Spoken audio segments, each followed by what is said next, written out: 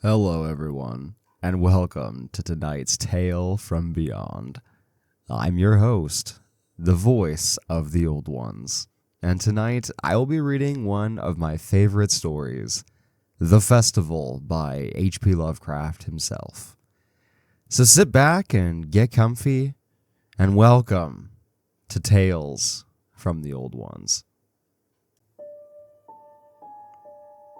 I was far from home, and the spell of the eastern sea was upon me. In the twilight, I heard it pounding on the rocks, and I knew it lay just over the hill where the twisting willows writhed against the clearing sky and the first stars of evening. And because my fathers had called me to the old town beyond, I pushed on through the shallow, new-fallen snow, along the road that snored lonely up to where all the barren twinkled among the trees, on toward the very ancient town I had never seen but often dreamed of. It was the Yuletide, that men call Christmas, though they know in their hearts it is older than Bethlehem and Babylon, older than Memphis and mankind. It was the Yuletide, and it had come at last to the ancient sea town where my people had dwelt and kept festival in the elder time, when festival was forbidden, where also they had commanded their sons to keep festival once every century, that the memory of primal secrets might not be forgotten. Mine were an old people, and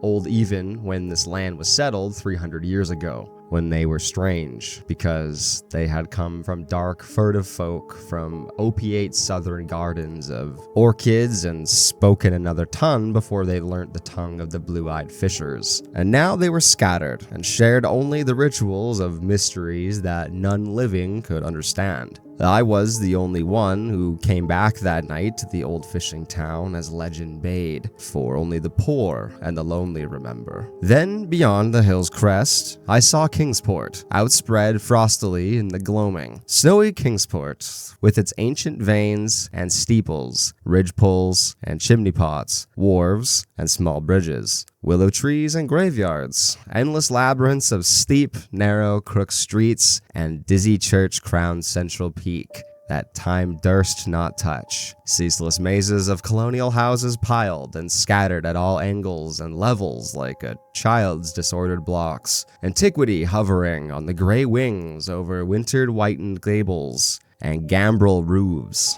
fan lights and small-paned windows, one by one, gleaming out in the cold dusk to join the Orion and the archaic stars. And against the rotting wharves, the sea pounded, the secretive, immemorial sea, out of which when people had come in the elder time. Beside the road at its crest, a still higher summit rose, bleak and windswept, and I saw that it was a burying ground where black gravestones stuck ghoulishly through the snow like the decayed fingernails of a gigantic corpse. The printless road was very lonely, and sometimes I thought I heard a distant horrible creaking, as of a gibbet in the wind. They had hanged 4 kinsmen of mine for witchcraft in 1692, but I did not know just where. As the road wound down the seaward slope, I listened for merry sounds of a village at evening, but did not hear them. Then I thought of the season, and felt that these old Puritan folk must well have Christmas customs strange to me, and full of silent hearthside prayer. So after, I did not listen for merriment or look for wayfarers, but kept on down past the hushed lighted farmhouses and shadowy stone walls to where the signs of ancient shops and sea taverns creaked in the salt breeze, and the grotesque knockers of pillared doorways glistened along deserted, unpaved lanes in the light of little curtained windows. I had seen maps of the town and knew where to find the home of my people. I was told that I should be known and welcomed, for the village legend lives long. So I hastened through the back street to Circle Court and across the fresh snow on the one full flagstone pavement in the town, to where Green Lane leads off behind the market house. The old map still held good, and I had no trouble, though at Arkham they must have lied when they said the trolleys ran to this place, since I saw not a wire overhead. Snow would have hid the rails in any case. I was glad I had chosen to walk, for the white village had seemed very beautiful from the snow, And now I was eager to knock at the door of my people, the 7th house on the left in Green Lane, with an ancient peaked roof and jutting 2nd story, all built before 1650. There were lights inside the house when I came upon it, and I saw the diamond window panes that it must have been kept very close to its antique state. The upper part overhung the narrow grass-grown street and nearly met the overhanging part of the house opposite, so that it was almost a tunnel, with the low stone doorstep wholly free from the snow. There was no sidewalk, but many houses had high doors reached by double flights of steps with iron railings. It was an odd scene, and because I was strange to New England and I had never known its ilk before, though it pleased me, I would have relished it better if there had been footprints in the snow, and people in the streets, and a few windows without drawn curtains. When I sounded the archaic iron knocker, I was half afraid. Some fear had been gathering in me, perhaps because of the strangeness of my heritage, and the bleakness of the evening, and the queerness of the silence in that aged town of curious customs. When my knock was answered, I was fully afraid, because I had not heard any footsteps before the door creaked open. But I was not afraid long, for the gowned, slippered old man in the doorway had a bland face that reassured me. Though he made signs that he was dumb, he wrote a quaint and ancient welcome with the stylus and wax tablet that he carried. He beckoned me into a low, candlelit room with massive, exposed rafters and dark, stiff, sparse furniture of the 17th century. The past was vivid there, for not an attribute was missing. There was a cavernous fireplace and a spinning wheel at which a bent old woman in a loose wrapper and deep poke bonnet sat back toward me, silently spinning despite the festive season. An indefinite dampness seemed upon the place, and I marveled that no fire should be blazing. The high-backed settle faced the row of curtained windows at the left and seemed to be occupied, though I was not sure. I did not like everything about what I saw, and felt again the fear I had. This fear grew stronger from what had before lessened it, for the more I looked at the old man's bland face, the more its very blandness terrified me. The eyes never moved, and the skin was too like wax. Finally, I was sure that it was not a face at all, but a fiendishly cunning mask. But the flabby hands, curiously gloved, wrote genially on the tablet and told me I must wait before I could be led to the place of festival. Pointing to a chair, a table, and a pile of books, the old man now left the room, and when I sat down to read, I saw the books were hoary and moldy, and that they included old Morrister's wild marvels of science, the terrible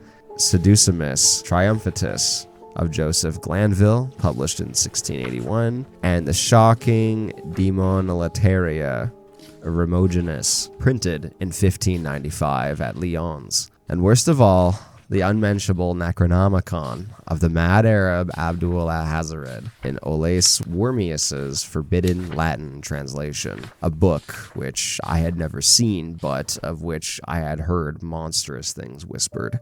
No one spoke to me, but I could hear the creaking of signs in the wind outside, the whir of the wheel as the bonneted old woman continued her silent spinning. I thought the room and the books and the people very morbid and disquieting, but because an old tradition of my father's had summoned me to the strange feastings, I resolved it to expect queer things. So I tried to read, and soon became trembling and absorbed by something I found in that accursed Necronomicon. A thought and a legend too hideous for sanity or consciousness, but I disliked it when I fancied I heard the closing of one of the windows that Settle faced, as if it had been stealthily opened. It seemed to follow a whirring that was not of the old woman's spinning wheel. This was not much, though, for the old woman was spinning very hard, and the aged clock had been striking. After that, I lost the feeling that there were persons on the settle, and was reading intently and shudderingly when the old man came back booted and dressed in a loose antique costume, and sat down on the very bench, so that I could not see him. It was certainly nervous waiting, and the blasphemous book in my hands made it dubiously so. When 11 struck, however, the old man stood up, glided to a massive carved chest in a corner, and got 2 hooded cloaks, one of which he donned, and the other of which he draped around the old woman, who was ceasing her monotonous spinning. Then they both started for the outer door, the woman lamely creeping, and the old man, after picking up the very book I had been reading, beckoning me as he drew his hood over that unmoving face or mask. We went out into the moonless and tortuous network of that incredibly ancient town, went out as the lights and the curtained windows disappeared one by one, and the dog star leered at the throng of cowled, cloaked fingers that poured silently from every doorway and formed a monstrous processions up this street and that, past the creaking signs and antediluvian gables, the thatched roofs and diamond-paned windows, threading precipitous lanes where decaying houses overlapped and crumbled together, gliding across open courts and churchyards where the bobbing lanthorns made eldritch drunken constellations. Amid these hushed throngs, I followed my voiceless guides, jostled by elbows that seemed preternaturally soft, and pressed by stomachs and chests that seemed abnormally pulpy, but seeing never a face and hearing never a word. Up, the eerie columns slithered, and I saw that all the travelers were converging as they flowed near a sort of focus of crazy alleys at the top of a high hill in the center of the town, where perched a great white church. I had seen it from the road's crest when I looked at Kingsport in the new dusk, and it had made me shiver because Aldebaran seemed to balance itself a moment on the ghostly spire.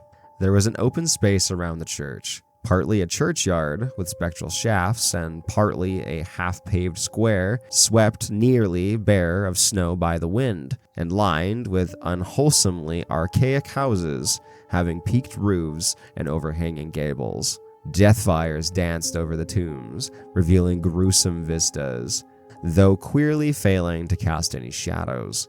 Past the churchyard, where there were no houses, I could see over the hill's summit and watch the glimmer of stars on the harbor, though the town was invisible in the dark. Only once in a while, a lanthorn bobbed horribly through the serpentine alleys on its way to overtake the throng that was now slipping speechlessly into the church. I waited till the crowd had oozed into the black doorway and till all the stragglers had followed.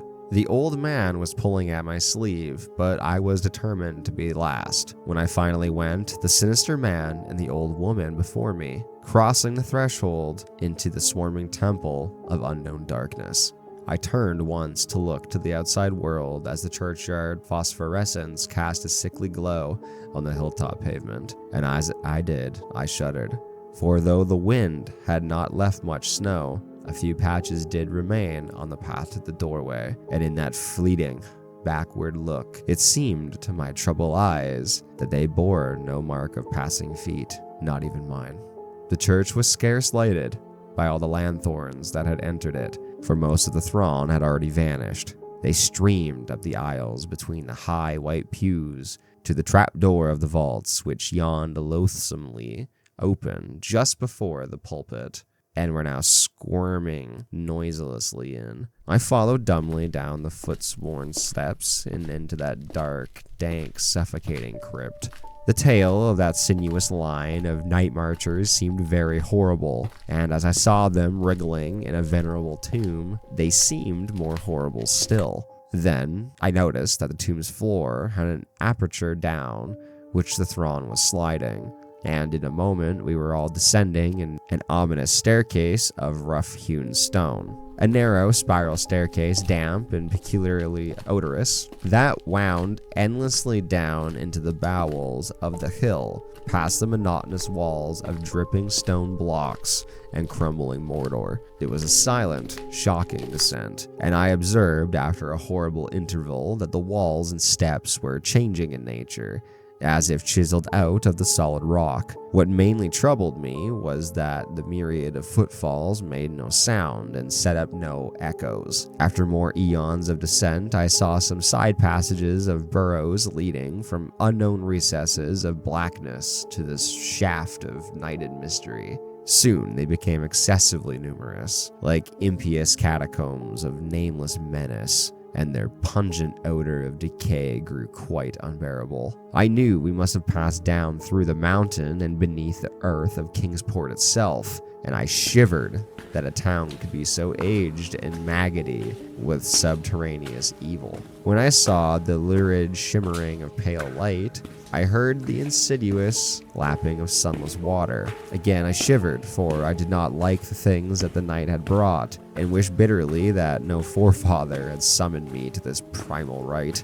As the steps and the passage grew broader, I heard another sound, the thin, whining mockery of a feeble flute, and suddenly there spread out before me the boundless vista of an inner world, a vast fungus shore, litten by a belching column of sick greenish flame, and washed by a wide oily river that flowed from the abysses frightful and unsuspected to join the blackest gulfs of immemorial ocean. Fainting and gasping, I looked at the unhallowed Erebus of Titan toadstools, leprous fire and slimy water, and I saw the cloaked Throns forming a semicircle around the blazing pillar. It was the Yule rite, older than man and fated to survive him, the primal rite of the solstice and spring's promise beyond the snows, the rite of fire and evergreen, light and music, and in the Stygian grotto I saw them do the rite, and adore the sick pillar of flame, and throw into the water handfuls gouged out of the viscous vegetation and glittered green in the chlorotic glare.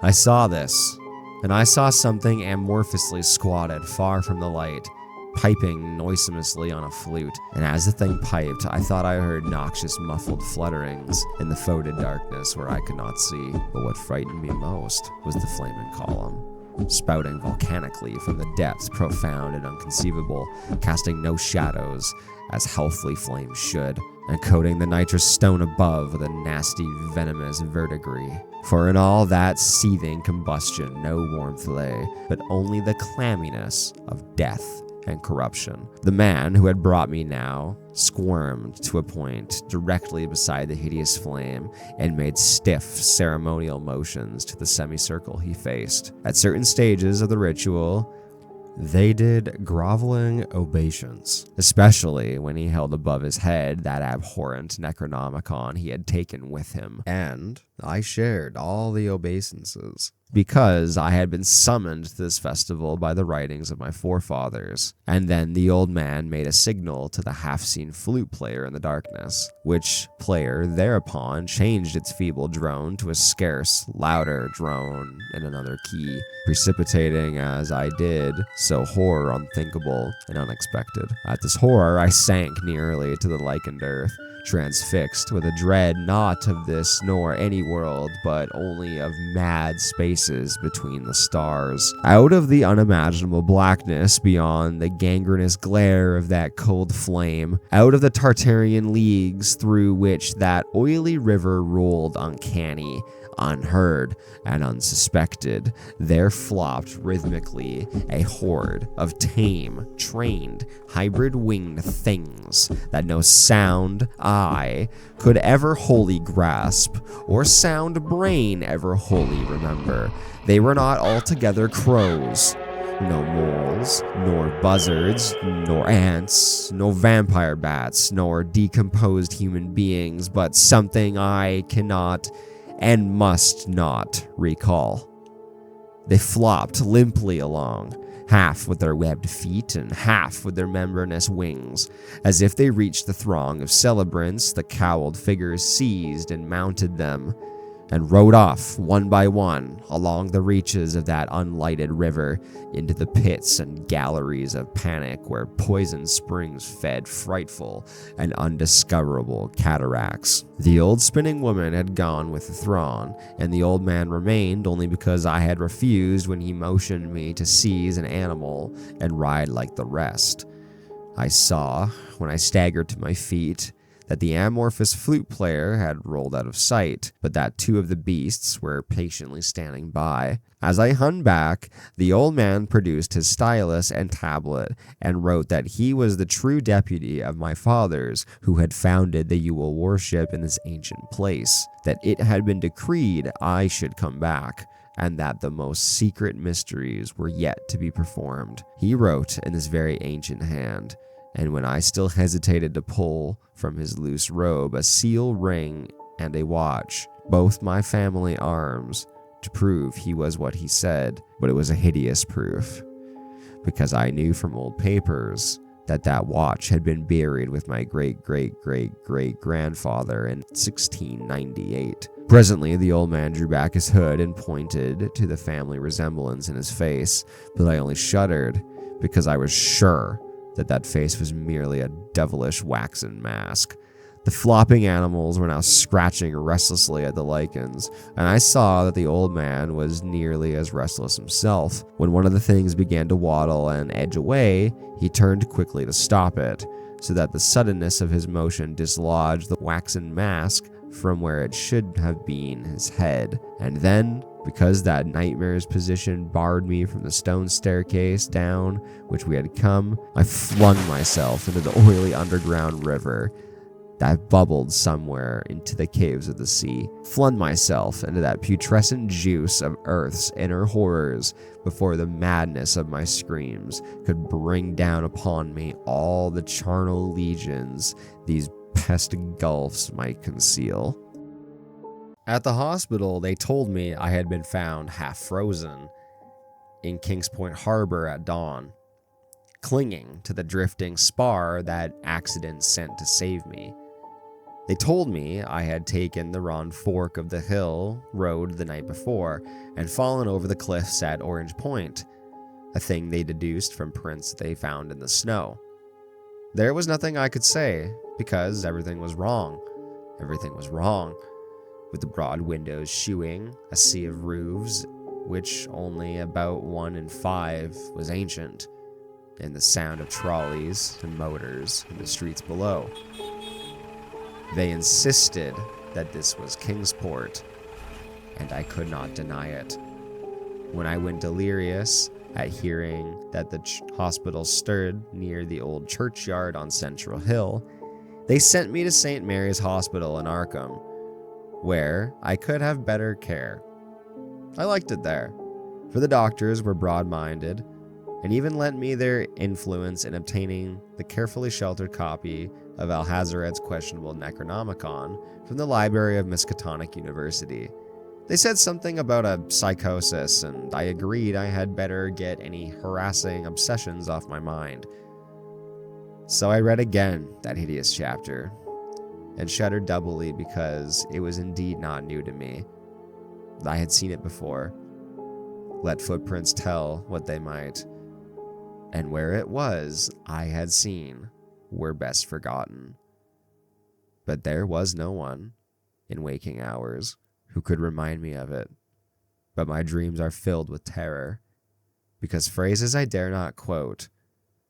I dare quote only one paragraph, put into such English as I can make from the awkward low Latin.